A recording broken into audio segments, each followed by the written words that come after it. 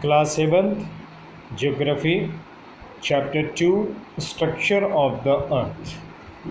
In this chapter we are going to study about the interior part of the Earth. As you know that Earth is the only planet where life survives. And what is the internal structure of the Earth? We are not much known about this earlier. But after education, after knowledge, we came to know about the interior structure of the earth. So first I would like to tell you that the interior part of the earth which we learn, the subject is known as geology. Geology is the subject which tells us about the interior part of the earth, and whatever information we get about the interior part of the earth is by the geologist. Geologists are the people who are giving us the detail of the interior of the earth. So it is believed that the temperature at the center of the earth is close to 5000 degree centigrade, यानी अर्थ के नीचे में जो temperature है वो 5000 degree centigrade तक का है. अब it is very obvious that due to such high temperatures it is nearly impossible to gather precise information about the interior of the earth. तो उतने नीचे जा कर के उतने प्रिसाइज तरीके से हम लोग उसका डिटेल हासिल नहीं कर सकते हैं. इसलिए the basis of our information on the earth structure and its interiors is based on evidence from deep mine operations, volcanic eruptions and the nature of the earthquake waves. तो अर्थ के बारे में जो हमें ज़्यादा, अर्थ के अंदर के बारे में जो हमें ज़्यादा जानकारी मिलती है वो जब हम डीप माइन में जाते हैं या वॉल्केनिक करप्शन होता है या अर्थक्वेक का जो वेव्स बाहर निकल के आता है उसकी स्टडी करने के बाद ही हमारे पास में इंफॉर्मेशंस आते हैं. अब स्ट्रक्चर ऑफ द अर्थ. तो if we peel an onion we find that there are layers. जब हम प्याज को छीलते हैं तो हम लोग ये देखते हैं कि उसमें कई तरीके के लेयर हैं. Same condition is with the structure of the earth also. Our earth is made up of 3 layers, the crust, mantle and core. अब इन तीनों के बारे में हम अलग अलग डिटेल पढ़ेंगे. Crust. Crust is the topmost layer of the earth. It is also called the lithosphere. It is the thinnest layer of the earth. The upper part of the crust is called the continental crust. और इस Continental crust का जो thickness है, इसकी जो मोटाई है वो करीब 35 किलोमीटर की है. और जो lower part of the crust is called as a oceanic crust. और इस ओशियनिक क्रस्ट का जो थिकनेस है वो 5 किलोमीटर का है.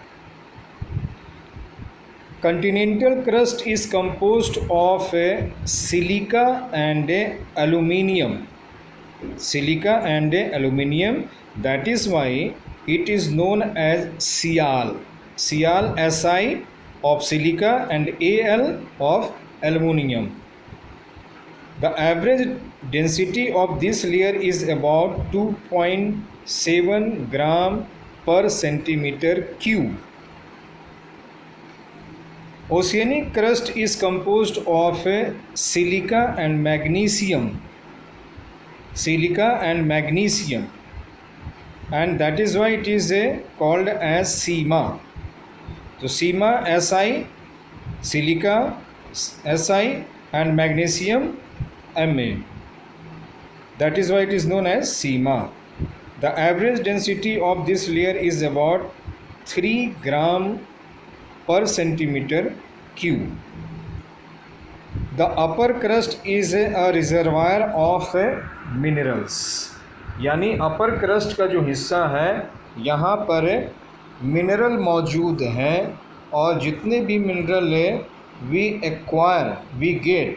Gate from the crust area. अब क्रस्ट के बाद में और थोड़ा हम डीप में हैं और थोड़ा हम अंदर की तरफ में जाते हैं। देन जो सेकेंड लेयर आता है that is known as mantle. Mantle is the middle layer of the earth. It is also known as a mesosphere. It lies just below the crust. ये क्रस्ट के ठीक नीचे होता है एंड इट्स थिकनेस इज 2900 किलोमीटर। 2900 kilometre की इसकी मोटाई है। The average density of the mantle ranges from 3.5 to 5.5 gram per centimeter cube, and the average temperature of this layer ranges from 870 degree centigrade to 2200 degree centigrade. यानी इस range का, इस layer का जो टेम्परेचर है वो 870 डिग्री सेंटीग्रेड से 2200 degree centigrade तक की गर्मी यहाँ पाई जाती है, हीट पाई जाती है। The mental has 2 layers, the upper mantle and the lower mental. It is mostly made up of silicon, iron and magnesium. यानी ये जो लेयर है ये लेयर बना हुआ है सिलिकॉन से, आयरन से और मैग्नीशियम से। अब इसके बाद जो लेयर है that layer is known as a core, and a core is the inner most layer. The core is the inner most layer and lies at the centre of the earth. ये पृथ्वी के बीच में पड़ता है। It is also known as a barosphere। इसका the average thickness of the core is about 3500 kilometre. यानी इसका औसत मोटाई 3500 किलोमीटर की है। and the temperature of the core ranges from 3000 degree centigrade to 5000 degree centigrade. यानी कोर का जो टेम्परेचर है, जो हीट है, वो 3000 डिग्री सेंटीग्रेड से लेकर के 5000 डिग्री सेंटीग्रेड के बीच में है। Core has also 2 layers, the outer core and the inner core. The outer core is extremely hot and materials in it are in molten form. यानी आउटर कोर जो है वह बहुत ही गर्म है, इसलिए वहाँ पे कोई भी चीज़ सॉलिड नहीं होता है, सब वह पिघलते हुए अवस्था में होता है। Though the inner core is hotter than the outer core. It is in a solid state due to extreme pressure. And the interesting, the मज़ेदार बात यह है कि जो इनर कोर है वो आउटर कोर से ज़्यादा गर्म है, लेकिन एक्सट्रीम प्रेशर की वजह से वह सॉलिड स्टेट में है। और इस इनर कोर को हम लोग नीफे के नाम से भी जानते हैं। It is made up of heavy metal such as nickel Ni and iron Fe, so it is also known as a NiFe. Now rocks and minerals. The lithosphere और the earth crust consist of rocks. ये जो हमारा lithosphere है, ये जो हमारा crust है, ये रॉक से बना हुआ है। और rocks refer to all solid parts of the earth's crust including clay and sand. Rock है अर्थ क्रस्ट के जितने भी सॉलिड पार्ट्स हैं उनको हम लोग रॉक कहते हैं। Rocks do not have a chemical composition. They are made up of minerals. Now what is mineral? तो minerals are substances that occur naturally in the earth's crust, they have a definite chemical composition. तो mineral वो substances होता है जो earth crust में प्राकृतिक रूप से पाया जाता है, लेकिन उसके अंदर में एक डेफिनिट केमिकल कंपोजिशन होता है, यानी रॉक के अंदर में एक तय केमिकल कंपोजिशन होता है। A rock in which a particular mineral is found in large percentage is known as the ore of that mineral. Ore एक वर्ड आता है जिसको हिंदी में अयस्क कहते हैं। Ore is basically the raw material of the mineral, और ore जो है वह रॉ है, वो कच्चे फॉर्म में है और ये बड़ी मात्रा में पाया जाता है। और फिर इस ओर को हम लोग लेकर के जाते हैं, प्यूरिफाई करते हैं, then we use that mineral. तो a rock in which a particular mineral is found in large percentage is known as the ore of that mineral. For example, aluminum is extracted from an ore called bauxite and iron from a hematite। यानी aluminium का ओर bauxite कहलाता है और iron का ओर hematite कहलाता है। Minerals are vary in colour, texture, hardness and lustre. कई तरीके के मिनरल्स होते हैं, वो उनको क्लासिफाई जब किया जाता है तो on the basis of colour, texture, hardness and lustre के आधार पर। Diamond is the hardest mineral and talc is the softest mineral. Even the common salt which is used in cooking is a mineral.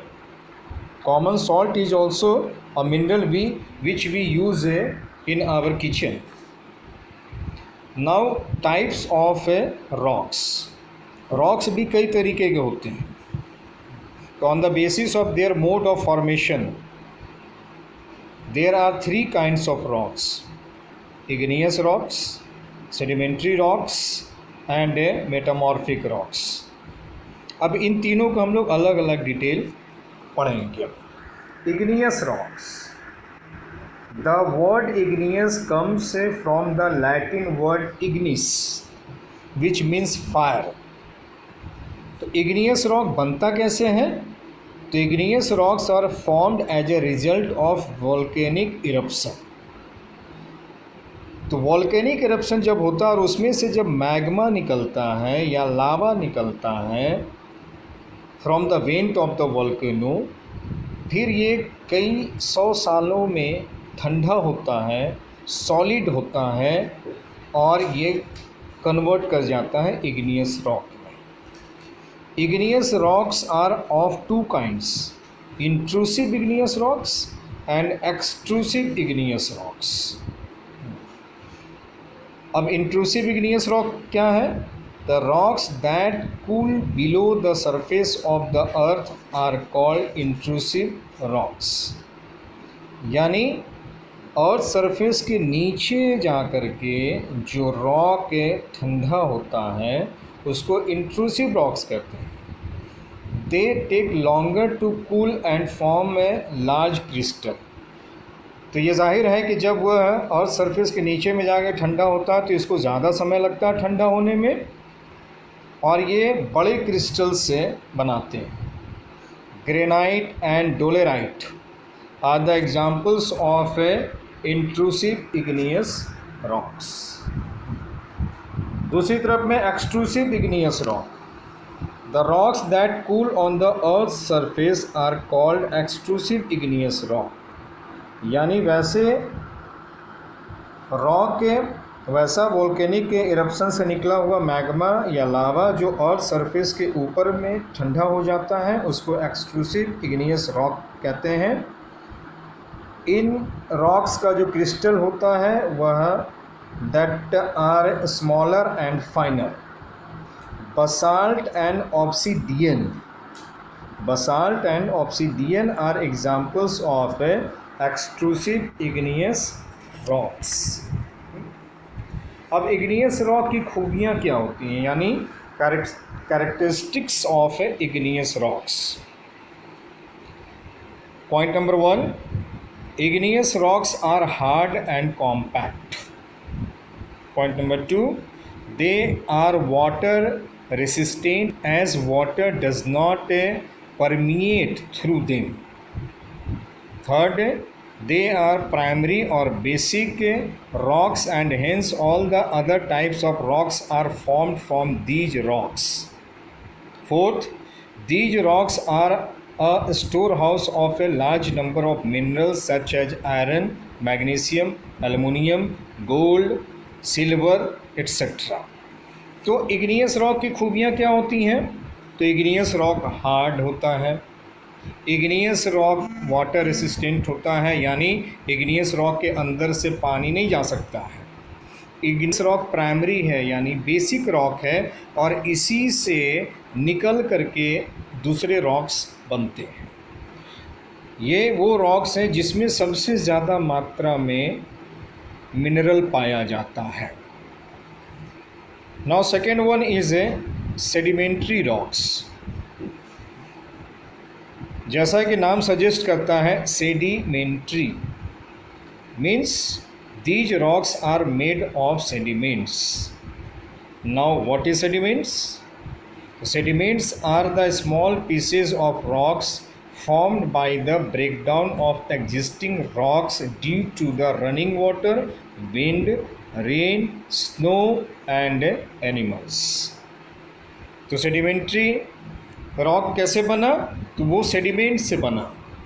जो original rock है यानी igneous rock ही है, लेकिन वो समय के साथ with the span of the time, जो 1 लाख 2 लाख 10 लाख साल से होते होते वह पानी की वजह से, बहती पानी की वजह से, हवा, बारिश, स्नो, जानवरों की वजह से उसका वेदरिंग होता गया और उस वेदरिंग की वजह से जो सॉलिड रॉक था वो टूटता गया और टूटने का नतीजा ये हुआ कि वो सेडिमेंट्स में छोटे छोटे पीसेस में वो रॉक ब्रेक डाउन करके छोटे छोटे पीसेस में वो टर्न करते चले गए।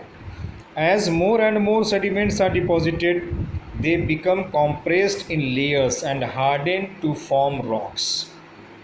अब ये जो छोटे छोटे सेडिमेंट हुए ये डिपॉजिट होते चले गए और डिपॉजिट होने की वजह से ये फाइनली जो बने हैं वो लेयर में बना है। Sedimentary is the only rock which is made in layers. Such rocks are called sedimentary rocks. Since the sediments are deposited in layers और strata, sedimentary rocks are also called stratified rocks. क्योंकि sediment जो है वह अब नदी के द्वारा बहा करके सेडिमेंट को, छोटे छोटे रॉक को ले जाया जाता है। तुम लोग देखोगे कि नदी में छोटे छोटे रॉक्स होते हैं, उसके बेड पे भी होते हैं और ट्रांसपोर्ट करके नदी आगे लेके चलती है। फाइनली नदी जो है वो इन सारे रॉक्स को ले करके, इन ग्रेवल्स को ले करके वो सी में चली जाती है, ओशियन में चली जाती है और ओशियन में वो उसके बेड पे डालती है। फिर सेकेंड आता है वो उसके ऊपर लेयर में आ गया, फिर थर्ड आता है वो उसके ऊपर लेयर में आ गया। तो इस तरीके से वो एक लेयर के ऊपर दूसरा, दूसरे के ऊपर तीसरा, तीसरे के ऊपर चौथा, इस तरीके से वो लेयर फॉर्म में मौजूद रहता है। अब सेडिमेंट्री रॉक के कैरेक्टरिस्टिक्स क्या हैं, यानी इसकी खूबियाँ क्या हैं? तो sedimentary rocks are generally formed in river beds, lake beds and ocean beds. Second, the layers in the sedimentary rocks are well defined.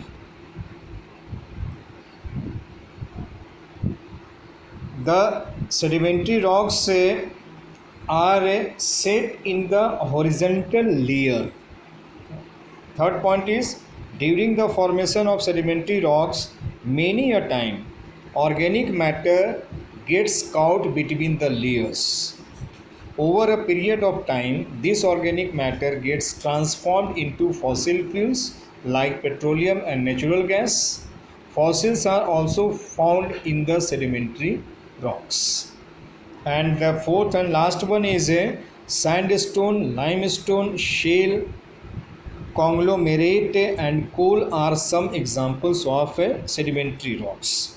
अब sedimentary rock की खूबियाँ क्या हैं? तो sedimentary rock सामान्य तौर पर, जैसा कि अभी मैं बता रहा था, कि सामान्य तौर पर ये रिवर बेड में या लेक बेड में या ओशियन बेड पर पाए जाते हैं। सेडिमेंट्री रॉक के लेयर को हम डिफ़ाइन कर सकते हैं, क्योंकि सेडिमेंट्री रॉक जो है वह हॉरिजेंटली उसका लेयर बनता चला जाता है, एक के ऊपर दूसरा करके। जब सेडिमेंट्री रॉक का फॉर्मेशन होता है तो चूँकि नदियों के द्वारा बहा करके ले जाया जाता है, तो उस दौरान में कई ऑर्गेनिक मैटर जो हैं वह उस लेयर में दब जाते हैं और पेड़ पौधे से लेकर के जानवर तक ट्रांसपोर्ट हो करके वो ऑर्गेनिक मैटर ट्रांसपोर्ट हो करके वो ओशियन बेड पे या सी बेड पे चला जाता है और फिर हज़ारों लाखों सालों तक वो ट्रांसफॉर्म होता रहता है और वही ट्रांसफॉर्म हो करके फॉसिल फ्यूल बन जाता है, पेट्रोलियम और नेचुरल गैस की तरह। और यही कारण है कि हम लोग ये देखते हैं कि दुनिया में ज़्यादातर जो पेट्रोल सेंटर्स हैं या नेचुरल गैस पाए जाते हैं वो समुद्री इलाका से पाया जाता है या जहाँ पे सेडिमेंट्री रॉक है वहाँ पे पाया जाता है। सेडिमेंट्री रॉक के एग्जाम्पल हैं सैंडस्टोन, लाइमस्टोन, शेल, कॉन्ग्लोमेरेट और कोयला भी पाया जाता है सेडिमेंट्री रॉक में। अब ये कोयला कैसे बना? तो कोयला बनता है जब लाखों साल पहले उन नदियों में लकड़ियाँ, बड़ी बड़ी लकड़ियाँ, उस समय जंगल ज़्यादा थे, तो लकड़ियाँ जब टूटती थी और बह करके वो चली जाती थी तो वो लेयर में दब जाती थी और वही लकड़ियाँ लाखों साल में कोल में कन्वर्ट हो गया और जो एनिमल था वो कन्वर्ट हो गया पेट्रोलियम प्रोडक्ट में। ठीक, तो this is the process of formation and characteristics of A sedimentary rock. Now the third one is metamorphic rocks. When igneous and sedimentary rocks are subjected to intense heat and pressure, they undergo metamorphosis and become metamorphic rocks. तो metamorphic rock बनता है igneous और sedimentary rock के मिलने से। Metamorphic यानी metamorphic rock के अंदर में इग्नियस भी है और सेडिमेंट्री भी है। Metamorphosis is a process by which the old substances changed completely under intense temperature and pressure. तो मेटामॉर्फोसिस से वो प्रोसेस होता है जिसमें कि हीट और प्रेशर की वजह से सब्सटेंसेस पूरी तरीके से बदल जाते हैं। Excessive heat and pressure change the color, texture and hardness of the original rock। और बहुत ज़्यादा हीट प्रेशर की वजह से जो ओरिजिनल रॉक होता है उसका कलर, टेक्सचर, हार्डनेस ये सब कुछ बदल जाता है। It also changes the minerals present in the previous rocks। Metamorphosis is a slow process and takes hundreds of years। The transformation of limestone to marble, shale into slate and coal into graphite are examples of metamorphic rocks। तो metamorphic rock सबसे नया rock है और इसमें igneous और sedimentary rock दोनों का अंश शामिल होता है और ये बहुत ही स्लो प्रोसेस है। मेटामॉर्फोसिस होने का यानी मेटामॉर्फिक रॉक बनने का प्रोसेस बहुत ही स्लो है। अब जैसे लाइमस्टोन है जो सेडिमेंट्री रॉक है, यही लाइमस्टोन ने कन्वर्ट कर जाता मार्बल में। Marble is a metamorphic rock. उसी तरह shale is a sedimentary rock but it convert into slate. Slate is a metamorphic. Coal is a sedimentary but graphite is a metamorphic. तो coal से ही बना graphite. तो the process of making the metamorphic rock is very slow and it takes hundreds of years to convert into metamorphic. अब metamorphic rocks के characteristics क्या हैं? These rocks are very hard. They have a high specific gravity. They do not have empty spaces between them. Gems can be found in these rocks. As you learn about the igneous rocks, sedimentary rocks and metamorphic rocks, there is also a rock cycle. जिस तरह से water cycle होता है, nitrogen cycle होता है, उसी तरीके से रॉक साइकिल भी होता है.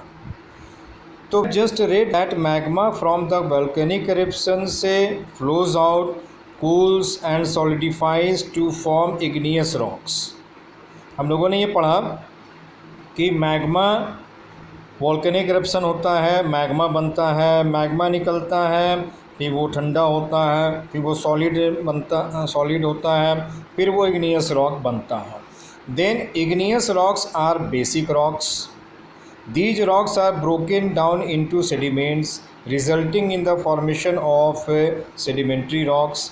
अब यही जो इग्नियस रॉक है, ये रॉक ब्रेक डाउन करके सेडिमेंट में आता है.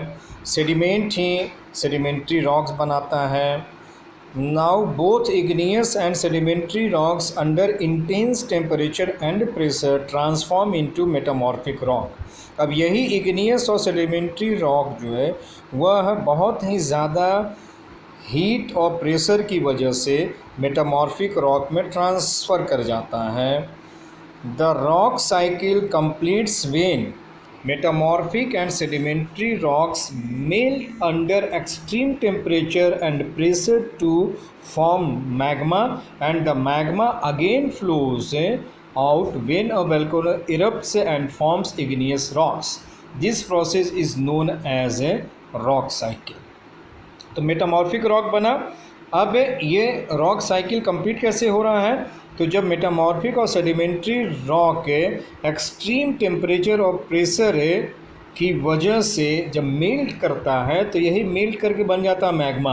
और फिर वोल्केनिक इरप्शन जब होता है तो वही मैग्मा बाहर निकलता है और वो इग्नियस रॉक बन जाता है. इस पूरे प्रोसेस को रॉक साइकिल कहते हैं. यानी कैसे मेटामॉर्फिक और सेडिमेंट्री रॉक मैग्मा बना और फिर वही मैग्मा बाहर निकल करके इग्नियस रॉक बना और फिर उसी इग्नियस रॉक से निकला सेडिमेंट्री रॉक और metamorphic rock. This all process is known as a rock cycle. Now uses of rocks. Rocks are useful in many ways. Soil is formed from rocks. In ancient times, rocks were used to make tools and weapons. Rocks are extensively used in the construction of roads, houses, and buildings.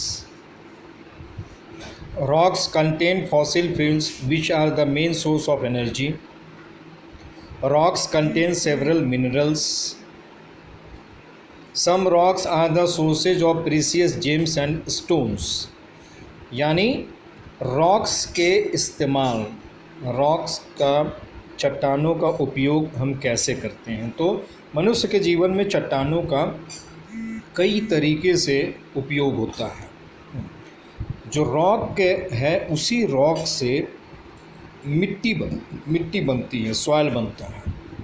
प्राचीन काल में rocks का इस्तेमाल होता था जिसको हम लोग पैलियोलिथिक एज कहते हैं. उस समय में जितने भी टूल्स और वीपन्स बनते थे वो सब रॉक से ही बनते थे. रॉक का इस्तेमाल रोड, घर, बिल्डिंग्स, ब्रिजेज बनाने में किया जाता है.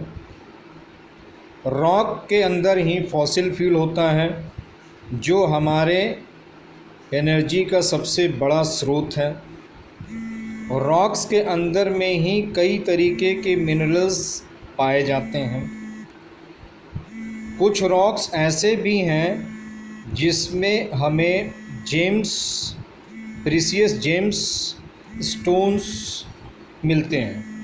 क्योंकि जितने भी प्रीशियस जेम्स हैं, गोल्ड है, डायमंड है, सिल्वर है, ये सब कुछ हमें उसी रॉक्स में ही मिलता है।